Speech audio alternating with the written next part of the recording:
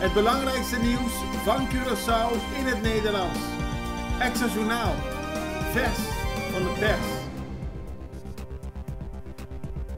Dan gaan we naar het interview met minister Van Wil. Hij was op Curaçao, Aruba en Bonaire in de volgorde Bonaire, Aruba, Curaçao vorige week. En we vroegen hem hoe het ging. Het was aan het eind van het bezoek, vrijdagmiddag, spraken we hem in Punda. Minister, de laatste dag van een bezoek die u heeft gebracht naar Bonaire, Aruba, Curaçao. Mijn eerste vraag is, hoe ging het bezoek? Hoe is het verlopen? Ja, het was een schitterend bezoek en het is een lang bezoek. Ja. Het gebeurt niet vaak dat je als minister echt 5 dagen Soms blijft in het een maar regio... 1 of 2 dagen. Ja, absoluut. Dus het was echt een ongekende luxe. En ik noem het echt een luxe, omdat je daarmee echt de gelegenheid hebt om echt diep in de dossiers te duiken. Met een heleboel verschillende mensen te spreken. Indruk op te doen van de 3 hele verschillende eilanden. Ja. Dus voor mij heel nuttig om te doen. Voor u als minister was het een kennismakingbezoek, maar u was al eerder hier geweest, hè? Ja, ik heb ook bij Defensie gewerkt, bij Algemene Zaken. En vanuit die hoedanigheid ook wel hier geweest, op Curaçao, op Aruba. Bonaire was voor mij de eerste keer. Oké, u heeft daar gesproken met het bestuurscollege, of in ieder geval met de waarnemend vertegenwoordiger. Op Aruba bent u naar een nieuwe radarkamer geweest, hier op Curaçao. Heeft u met de RST, met de consul-generaal van Amerika gesproken. Het is echt een heel uitgebreid bezoek. Ja.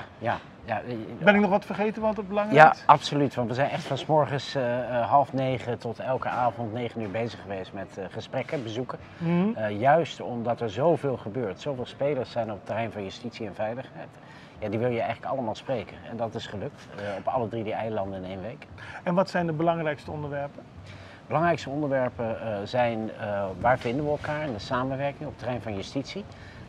Er zijn natuurlijk aangelegenheden die echt landsaangelegenheden zijn, maar er zijn ook zaken waar we elkaar helpen.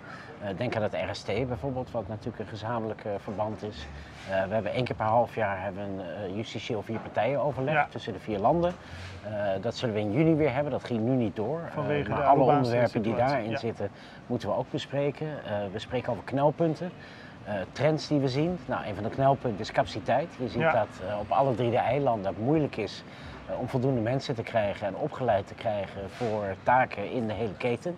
Ja. Of dat nu gaat over het OM, of de landsrecherche, of de politie. Of de gevangenis. Of de gevangenis, dat is eigenlijk op alle eilanden hetzelfde. En als ik heel eerlijk ben, in Nederland ook lastig om voldoende mensen te krijgen voor alle functies die we hebben in die keten. Dus daar hebben we het over gehad. Qua kwaliteit ben ik echt onder de indruk van de gedrevenheid van mensen om hun land rechtvaardig en veilig te maken. Dat was echt heel mooi om te zien.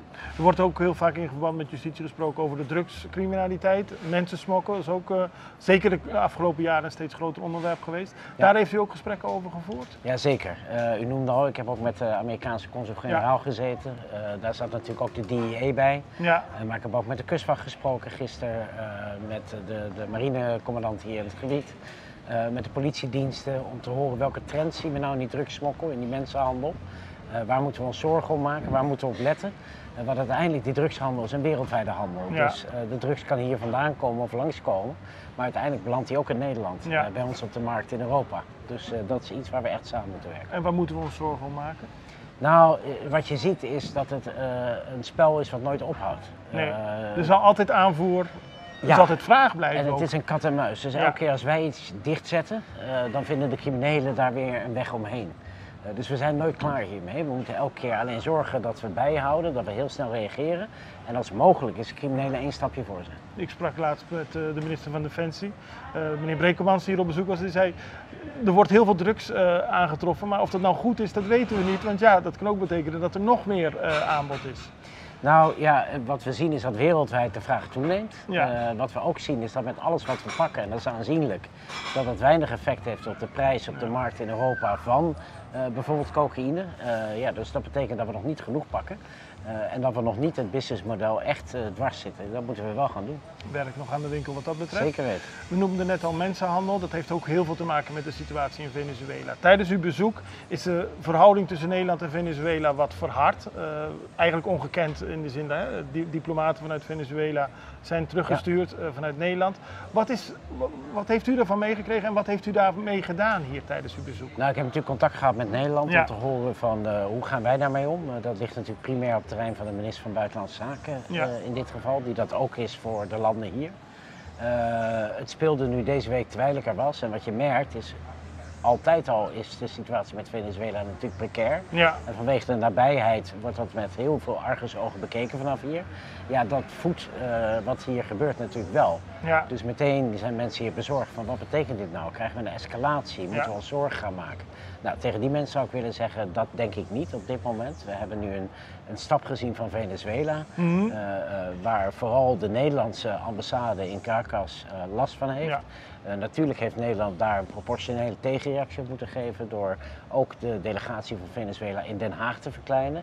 Maar wat ons betreft is het daar nu klaar mee en verwacht ik niet een verdere escalatie. Maar het is natuurlijk onduidelijk wat Venezuela kan gaan doen allemaal.